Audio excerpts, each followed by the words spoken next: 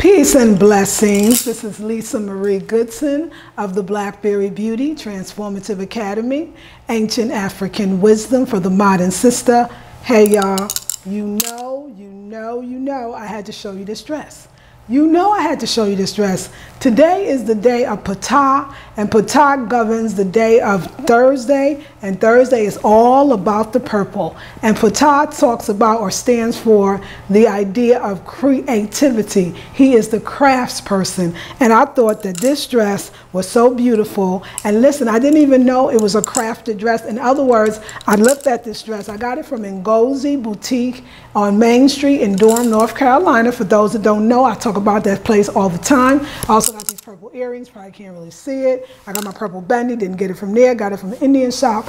But I got this dress from Ngozi. I digress. And I got it, and what I love about it is it was a dress that was on consignment. So it was a consignment dress. I put it on, if it's perfect, yes, it's very long, but I can wear shoes with a little bit of heel on it. Or, you know, just hold it, y'all. But I wanted to show you the dress because it actually is crafted. I was looking for a tag or something in the dress. I was like, wait a second, there's no tag. Somebody actually handmade this dress. Somebody handmade this dress. So it is really featuring the craftiness, okay? I just want to show you the back of the dress.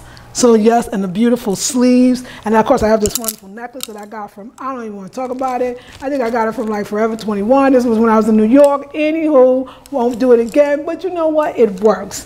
And this looks even just darling by itself without the necklace, but I wanted to bring in that extra purple. And so yes, y'all, I hope that you are loving the dress and saying yes to the dress. And of course I got my, you know, I pulled this out. I pulled it out on my red day, but I realized it's kind of more fuchsia, more purple. So I think it's better for today. Hey, so do you see your girl having a little bit of fun? So have some fun with me. So today I want to talk to you all. First of all, I want to let you know that the last day to join the 21-day intensive, virtual intensive that I'm doing is called Return to the Sacred Beauty.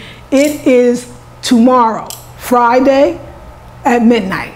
Period. That's the last day that you can join, and I know you want to be in it. I know you want to be in it. I know you do. So tomorrow is the last day, and I think it will be so wonderful for you. Remember, we're dealing with the idea that beauty is not just external, and that yes, the external beauty can be beautiful and spiritual and sacred. I mean, we see this with spiritual or religious folks or communities where they're wearing their beautiful garbs. It can be beautiful. And that for African people, our spirituality is a little different. It's not necessarily, and I'm not talking about African folks that are specifically Muslim or specifically Christians, because even they wear beautiful garb. I'm talking about the Afro-spiritual goddess and God. The ones that understand that their spirituality is as much connected to the sun that shines and the moon that sits in the sky. That they're just as connected to, and their spirituality is connected to the river Oshun as she flows, or the ocean Yemanya. That they're just as connected, that color, they're connected to the color, like the colors of the flowers, or the different colors, believe it or not, even of the trees, or even the dirt that we put our feet on the ground. That everything, that's why we talk about the sacred color today. We use the energy of that color. We use the power of that color to bring us what we need in this lifetime. So we're talking about that kind of sensuality, sexuality, and spirituality through the art of sacred beauty. Now I got a question today. Somebody sent me an email and I want to answer the question. It was a young woman about 16 years old. And she was having some problems with, you know, bumps appearing on her vagina, and she wanted to, or pubic area, and she wanted to know what it was and what she could do. She told me she was a pescatarian, so that she eats fish. She wants to stop eating dairy, but it's difficult, and what could be the cause? Of course, yes, I believe it, I understand it, and I know it. Most of the health practitioners, particularly our black practitioners, we will focus a lot on the food. I think that is a great place for us to start. You know, I do. I think it's true that our diet causes a lot of our external, you know, kind of eruptions with any forms that they take. that our diet, you know, even will cause a lot of our internal eruptions, no matter what forms they take. External could be acne or pimples, it could be rashes, it could be bumps and bruises, it could be deformities. Internal could be tumors, fibroid tumors, uterine cancer, endometriosis. So when you're dealing with the food, you change the food to a more whole foods, holistic, vegan, even raw food way of eating, of course you're going to eliminate some of the issues. But I'm telling you, as a woman that will be 50 in about a month, a woman who was going through menopause, a woman who was entering her crone days, even though I got some time to go, a wise woman, a woman of experience, I'm telling you, black woman, it is emotional. Your ailments are emotional. They show up physically, but they are emotional. They are spiritual. They are deep within the heart, the mind. You got to heal the root of the problem. And sometimes you heal the root of the problem not just by taking something from a root, like a plant or herb or some seeds. You got to go deep and figure out what is going on in your life, what has gone on in your life, who haven't you forgiven, what part of your past you need to let go of. I know people say, oh, you got to revisit your past, you got to grow from your past, you got to learn from your past, and you do have to do that, but you also got to let it go because it don't mean nothing right now. As me, as a menopausal woman where the cessation of my cycle is over, I do not bleed anymore. And I got hot flashes that go through me, pains on my side, and I need more rest, and I go through mood swings, and I understand that I am no longer the woman I used to be, so therefore the remedies that I used to use is not going to work on the me that I am now and the me that I am becoming. I have to constantly reevaluate as I grow in age, as I grow in knowledge and wisdom. I got to reevaluate and choose some new tools for the new me. When you change your diet, whether it's 16 or 60, when you change your mind, whether it's 16 or 60, when you change your spirituality, whether it's 16 or 60, you're changing and growing into a new person, a new being, a new opportunity. How cool is that? How beautiful is that? You got to look at every ailment as a blessing. Rejoice in that ailment because it's giving you a chance to change who you are, to change what you are, to change what you think, to change how you see the world, but most importantly, how you see yourself. That's what we're talking about in Sacred Beauty Intensive. You still got time to join. It's $97 for 21 days. All you got to do, every video for every day is still there. It is a group. You become a party. You got to be on Facebook. So just if you're in on Facebook, get an account just to be in the group and close it when it's done. It's a private group. Nobody else could see it but us. We're doing it. And I'm a part of it. I'm not just the teacher, you know, I'm the student. I'm going through my own challenges, but I'm going through it to become a new woman. It's like women who fight aging. And I used to think, oh, well, externally they're fighting it, right? They're fighting it by dyeing their hair. If, you know, that's people's choices. There's nothing wrong with that. They're fighting it by not embracing that maybe it's thinning or falling out, so they wear wigs. And there ain't nothing wrong with that. They're fighting it by getting plastic surgery. Now, there may be something wrong with that.